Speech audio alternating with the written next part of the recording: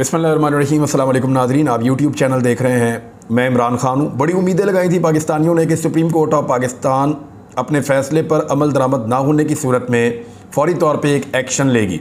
रात भर लोग इंतज़ार करते रहे कि शायद रात के वक्त अदालत खुल जाएगी, नहीं खुली। सारा दिन ऐसा लगा कि शायद आज कोई एक्शन होगा।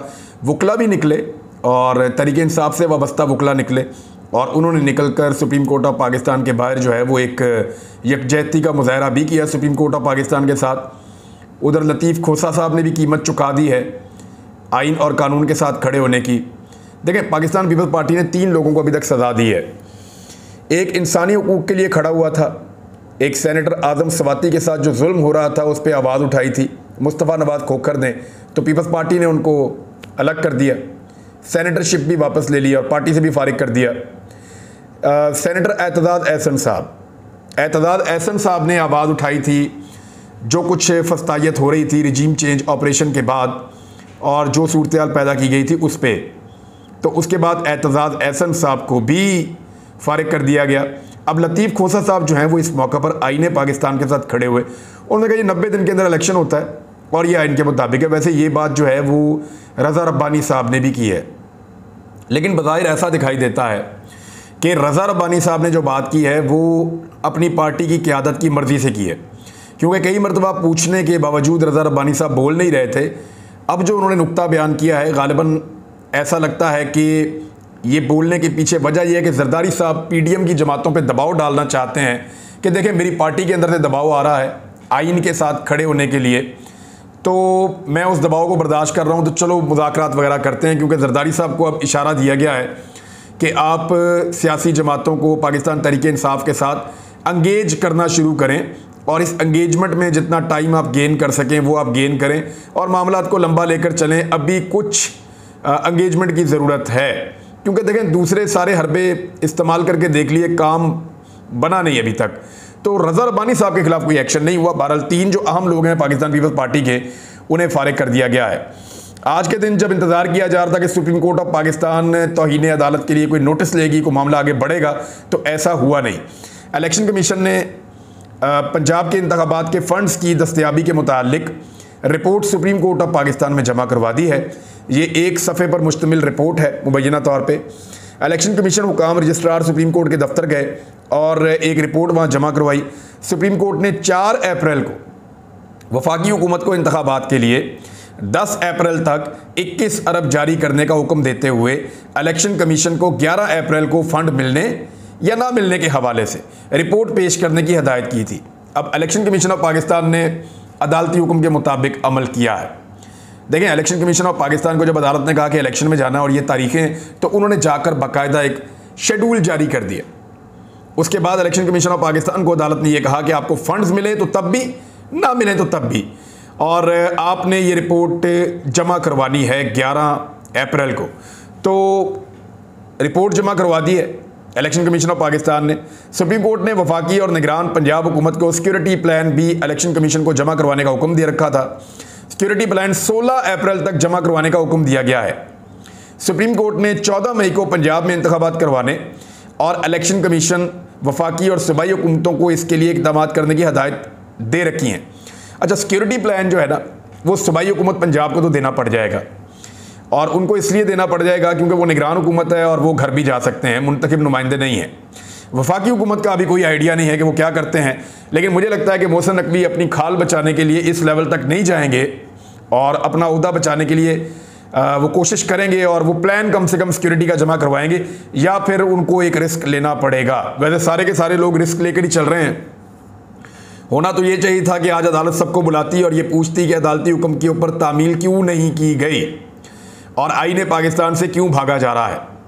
लेकिन वो सब जानते हैं कि इलेक्शन में जाना इस वक्त सूटेबल नहीं है, और जितने हालात पैदा करने की कोशिश की जाती है कि इलेक्शन में जाना सहल हो जाए, आसान हो जाए, उतनी मुश्किलात बढ़ती चली जाती हैं। शहबाज शरीफ साहब ने स्टेटमेंट दिया हुआ, मैं आपके सामने रखता हूँ। इलेक्शन में जाना सूटेबल नहीं है, एक सर्वे मुकम्मल हुआ है, उसकी कुछ चीज़ें मैं आपके सामने रख देता हूँ। अब तफसीलात जो है वो मुकम्मल आ चुकी हैं और वो मुकम्मल तफसीलात बड़ी इंटरेस्टिंग है। मैं 1 गो में आपके सामने रख देता हूँ ये तमाम तफसीलात, आपको आइडिया हो जाएगा कि इलेक्शन में क्यों नहीं जाना। रावलपिंडी डिवीज़न की जो सीटें हैं जनाब, वो हैं जी टोटल 27 और 27 में से 24 जीत रही है पाकिस्तान तहरीक इंसाफ। इस सर्वे के मुताबिक एक PMLN, एक पीपल्स पार्टी और एक आज़ाद उम्मीदवार के इम्कानात हैं। जेलम का जो ज़िला है वहाँ पे 3 सीटें हैं, तीनों की तीनों पाकिस्तान तहरीक इंसाफ जीत रही है। नून लीग, पीपल्स पार्टी, बाकी लोग कोई भी नहीं जीत रहे। नारोवाल के अंदर 5 सीटें हैं। ये एहसन इकबाल साहब का इलाका है। ये वाहिद एरिया है पंजाब में जहाँ पे PMLN PTI से आगे है और वो 3 सीटें जीत रही है 5 में से, और 2 सीटें पाकिस्तान तहरीक इंसाफ आगे जा रही है। पीपल्स पार्टी वगैरह सब फारिग। हाफजाबाद 3 सीटें हैं, तीनों की तीनों पाकिस्तान तहरीक इंसाफ के हक़ में फैसला आया है और सर्वे के मुताबिक तहरीक इंसाफ जीत रही है। मंडी बहाउद्दीन 3 सीटें हैं, 4 सीटें हैं टोटल। 4 में से 1 सीट पे PMLN जीत रही है, 3 सीटों पे PTI जीत रही है। इसी तरह गुजरावाला में नशस्तों की तादाद 14 है। पहली मरतबा ऐसा हुआ कि कोई जमात क्रॉस कर गई है PMLN को। 14 सीटों में से 8 सीटें PTI जीत रही है, 6 सीटें नून लीग जीत रही है। गुजरावाला एक मजबूत हब है, हमेशा से रहा है नून लीग का। यहाँ पे वो PTI से पीछे चली गई, ये उनके लिए काफ़ी तशवीशनाक बात है। 11 सीटें हैं जी सियालकोट ज़िले की, ये ख्वाजा आसिफ साहब का है। यहाँ पे 8 सीटें PTI जीत रही है और 3 सीटें नून लीग जीत रही है। ये सर्वे जो नया आया है ये उसके मुताबिक मैं आपको बता रहा हूँ, ये रिपब्लिक पॉलिसी थिंक टैंक है, वो ये बता रहा है। गुजरात में 7 सीटें, 7 की 7 PTI जीत रही है। और चौधरी भी अभी इधर आ गए हैं, उनका भी इन्फ्लुएंस है। लेकिन गुजरात के अंदर कुछ फैक्टर्स ऐसे हैं जहाँ PMLN मजबूत है, लेकिन जब हल्का टू हल्का देखते हैं तो 7 सूबाई असम्बली की नशिस्तों में से मुबैना तौर पर इस सर्वे के मुताबिक एक भी PTI नहीं हार रही। अटक में 5 सीटें हैं, 5 की 5 पहले भी ये PTI ने जीत ली थी, अब दोबारा पाकिस्तान तहरीक इंसाफ जीत रही है। रावलपिंडी का जो ज़िला है वहाँ पे 1 सीट पीपल्स पार्टी और एक आज़ाद उम्मीदवार जीत रहा है। नून लीग यहाँ पे कोई भी सीट नहीं जीत रही, जो ज़िला रावलपिंडी है वहाँ पे, और 13 सीटें यहाँ पे पाकिस्तान तहरीक इंसाफ जीत रही है। चकवाल के ज़िले के अंदर सिर्फ 1 सीट ऐसी है जहाँ PMLN के जीतने के इम्कानात हैं। यहाँ टोटल 4 नशिस्तें हैं सूबाई असम्बली की, जिनमें से 3 नशिस्तें पाकिस्तान तहरीक इंसाफ जीत रही है। जेलम के अंदर मैंने आपको पहले बताया 3 सीटें, तीनों की तीनों जो हैं वो पाकिस्तान तहरीक इंसाफ जीत रही है। नून लीग का और बाकी जमातों को कोई हिस्सा नहीं है। जनूबी पंजाब वगैरह का बाकी सारी तफसीलात, लिया में क्या होगा, मियाँ वाली में क्या होगा, भक्कर में क्या होगा और बाकी एरियाज में क्या होगा, आहिस्ता आहिस्ता सर्वेज आ रहे हैं। ये वो सर्वेज हैं जो पिछले साल इस क्लैरिटी के साथ नहीं आ रहे थे, लेकिन यानी पाकिस्तान तहरीक इंसाफ की इतनी क्लियर मेजॉरिटी नहीं थी। इस मरतबा उनकी बड़ी क्लियर मेजॉरिटी है, तो इन सर्वेज की वजह से वो इलेक्शन में जाना नहीं चाहते। शहबाज शरीफ साहब ने अजीबोगरीब किस्म का स्टेटमेंट दिया है, वो मैं आपको बताता हूँ। लेकिन पहले मुजफ्फराबाद हाई कोर्ट ने वज़ीर आज़म आज़ाद कश्मीर उनको नाअहल करार दे दिया है। अब हुआ क्या था, मुजफ्फराबाद हाई कोर्ट ने अदालत मुखालिफ बयानात पर अदालत के ख़िलाफ़ बयानात दिए थे, जजेस के, अदलिया के ख़िलाफ़ बयानात दिए थे। वज़ीर आज़म आज़ाद कश्मीर ने तनवीर इलियास, सरदार तनवीर इलियास इनका नाम है, इमरान खान साहब ने इनको वज़ीर आज़म बनाया था और आज़ाद कश्मीर के इंतखाबात के बाद पहले उन्होंने किसी और को बनाया था वज़ीर आज़म। एक वहाँ पे थे न्याजी साहब और उनके तखल्लुस उनका न्याजी है। न्याजी साहब के बाद जब हालात बिगड़ने लगे और इमरान खान साहब को ऐसा लगा कि हुकूमत छिन जाएगी आज़ाद कश्मीर की और इस्टेब्लिशमेंट कोशिश कर रही है पाकिस्तान तहरीक इंसाफ की हुकूमत को हटाने की, तो इमरान खान साहब ने निस्बतन एक मजबूत उम्मीदवार सरदार तनवीर इलियास को वज़ीर आज़म आज़ाद कश्मीर बनाया था। अब हुआ यह है कि उनको वज़ीर आज़म को जो है वो तौहीन अदालत लग गई है और असम्बली की रुकनीत और वज़ारत उज़्मा के ओहदे के लिए उन्हें नाअहल करार दे दिया गया है। उनकी नाअहली के साथ ही पूरी काबीना भी ख़त्म हो जाएगी। और ये हुआ क्यों? हाई कोर्ट ने, फुल बेंच ने ये फ़ैसला सुनाया और उन्हें अदालत से मुतालिक बयानात पर कसूरवार करार देते हुए कोर्ट की समाअत ख़त्म होने तक सज़ा सुना दी। दौरान समाअत वज़ीर आज़म अदालत में पेश हुए तो उन्होंने गैर मशरूत माफ़ी मांगी। वज़ीर आज़म ने कहा, मेरे किसी अल्फाज से अगर जज हर्ट हुए हैं तो मैं गैर मशरूत माफ़ी मांगता हूँ। अदालत ने 10 सवालात सामने रखे। आप तस्लीम करते हैं ये क्लिप आपके हैं? उन्होंने कहा जी मैं तस्लीम करता हूँ। अदालत ने कहा कि तकरीर पर तौहीन अदालत बनती है? उन्होंने कहा जी बनती है, इसीलिए माफ़ी मांगी है। अदालत ने कहा कि जिस मुकदमे की बात कर रहे हैं हुकूमत के पास कितने अरसे से है? उन्होंने कहा जी ये 9 साल से ज़ायद हो चुके हैं। अदालत ने कहा बात दुरुस्त है कि आपने अदालती अहकामात को खिलवाड़ करार दिया। उन्होंने कहा जी मैं माफ़ी मांगता हूँ इसके ऊपर। उन्होंने कहा आपका पिछला रिकॉर्ड दुरुस्त नहीं है। वज़ीर आज़म ने कहा कि नहीं, आइंदा ऐसी गलती नहीं होगी। अदालत ने कहा आप यकीन दिलाते हैं कि आइंदा ऐसी मीडिया टॉक नहीं करेंगे? उन्होंने कहा जी आइंदा नहीं करूँगा। अच्छा, इसके बाद शोकाज नोटिस भी जारी किया जाएगा क्योंकि आपका साबका रिकॉर्ड अच्छा नहीं है, आप अदालतों के ख़िलाफ़ मीडिया टॉक का हिस्सा बनते हैं, तो अदलिया मुखालिफ बयानात आपने दिए। इसके बाद जनाब अदालत ने नोटिस लिया था और फिर हुआ ये कि वज़ीर आज़म आज़ाद कश्मीर वज़ाहत के लिए तलब किए गए। और रियासती तारीख़ में आज़ाद कश्मीर की जो रियासत है उसकी तारीख़ में कभी भी वज़ीर आज़म को पहली मरतबा दोनों आला अदालतों ने एक ही दिन तलब किया है। और उसके बाद सरदार तनवीर इलियास जो हैं वो उनके ऊपर अब तौहीन अदालत लग गई है और वज़ीर आज़म आज़ाद कश्मीर को नाअहल करार दे दिया गया है।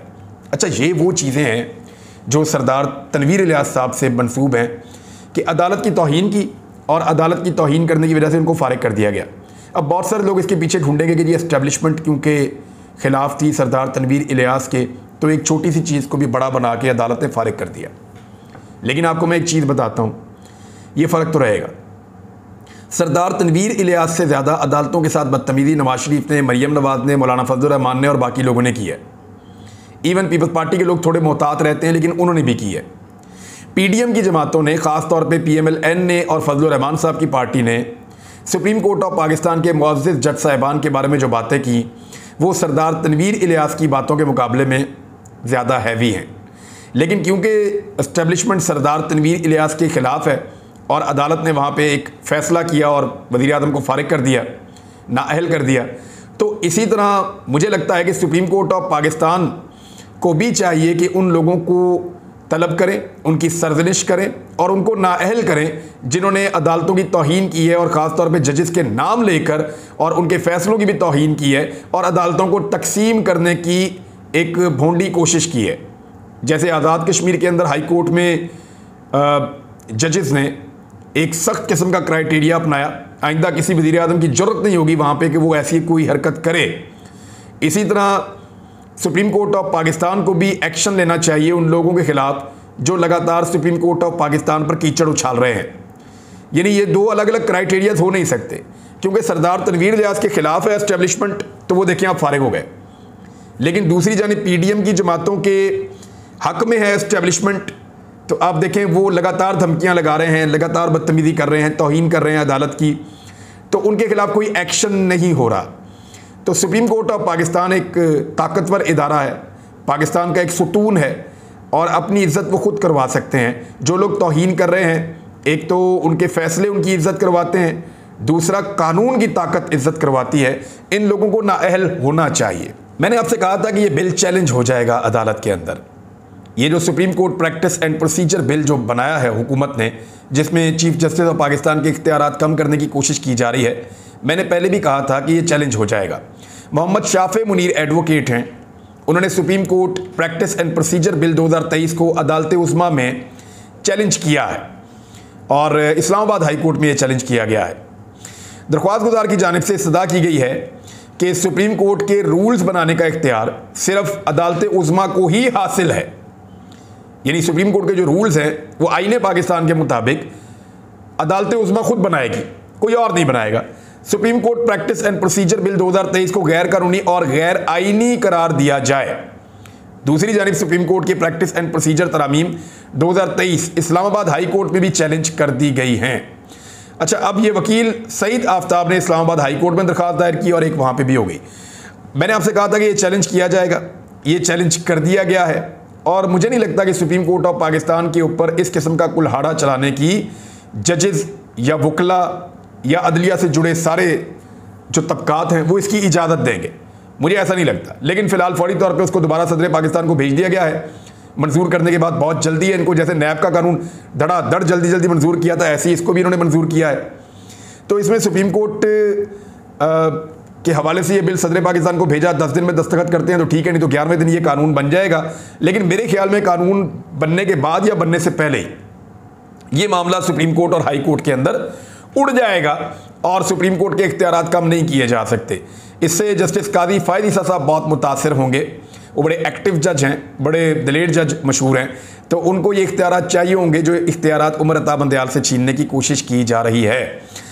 अब एक और चीज़ है कि वज़ीर आज़म ने कुछ अजीबोगरीब बातें की हैं। शहबाज शरीफ ने इम्पोर्टेड वज़ीर आज़म कहते हैं कि वज़ारत उज़्मा का मनसब संभालने का 1 साल मुकम्मल हो गया है, इक़्तिदार संभाला तो इंतहाई हालात मुश्किल थे। ये एक आम पाकिस्तानी से पूछिए कि हालात मार्च 2022 में मुश्किल थे या मार्च या अप्रैल 2023 में मुश्किल है। आम आदमी आपको फ़ौरन बता देगा।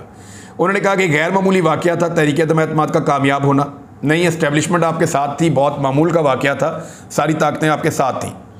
उन्होंने कहा PDM हुकूमत इक़्तिदार में आई और एक गैर मकबूल हुकूमत का खात्मा हुआ। अगर वो हुकूमत गैर मकबूल होती तो पाकिस्तानी मिठाइयाँ बांटते मियाँ साहब। जब जब मियाँ नवाज शरीफ की हुकूमत ख़त्म हुई पाकिस्तानियों ने मिठाइयाँ बांटी, बेनज़ीर की हुकूमत ख़त्म हुई पाकिस्तान ने मिठाइयाँ बांटी, मुशर्रफ गया पाकिस्तानियों ने मिठाइयाँ बांटी।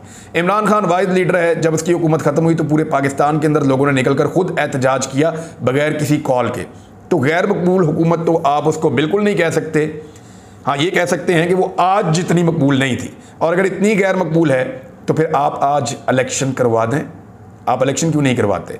फिर इन्होंने कहा कि जी FATF की ग्रे लिस्ट से निकलने में कामयाब हुआ पाकिस्तान, वो तो आपके आते ही हो गया था। और वो इकदाम तो पाकिस्तान तहरीक-ए-इंसाफ के दौरान हुकूमत, पाकिस्तान की फ़ौज और पाकिस्तान की उस वक्त की हुकूमत दोनों ने मिलकर इकदाम उठाए थे, जिसके नतीजे में पाकिस्तान FATF की ग्रे लिस्ट से निकला था। एक चीज़ और, शहबाज शरीफ बार बार कहते हैं कि पाकिस्तान को डिफ़ॉल्ट हो जाएगा, इसका प्रोपेगेंडा किया गया। ऐसा नहीं है। हमने जब भी कहा, हमने कहा खुदा न खास्ता पाकिस्तान डिफ़ॉल्ट की तरफ चला जाएगा। ये आपके वज़ीर दिफा ने बबांगे दोहल कहा आकर, और आपके साबिक वज़ीर ख़जाना ने भी कहा कि पाकिस्तान डिफ़ॉल्ट हो चुका है। ये हमने नहीं कहा, ये आपके वज़ीर दिफा ने कहा। ये उनकी ख्वाहिश थी, उनकी खबर थी, हम ये नहीं कह रहे थे। और आप किसी बिजनेसमैन को बुलाकर पूछ लें, वो बेचारे सर पीट रहे हैं। बहरहाल सरदार तनवीर इलियास की नाअहली के बाद पाकिस्तान तहरीक-ए-इंसाफ आज़ाद कश्मीर की क़यादत का इजलास तलब किया गया है। इमरान खान साहब कोशिश करेंगे कि दोबारा आज़ाद कश्मीर में हुकूमत पाकिस्तान तहरीक-ए-इंसाफ की बने, लेकिन एस्टेब्लिशमेंट दूसरी तरफ से खेल रही है। देखते हैं वो वहाँ क्या कर पाते हैं। नवाज शरीफ के हवाले से और मरीम नवाज़ के हवाले से और इमरान खान का एक बड़ा अहम स्टेटमेंट है, उसके हवाले से मैं एक वीलॉग और करता हूँ, वो आप अगले वीलॉग में आप देखेंगे। कुछ हक़ाइक़ हैं जो मैंने आपके सामने रखने हैं, कुछ झूठ हैं जो बेनकाब हुए हैं।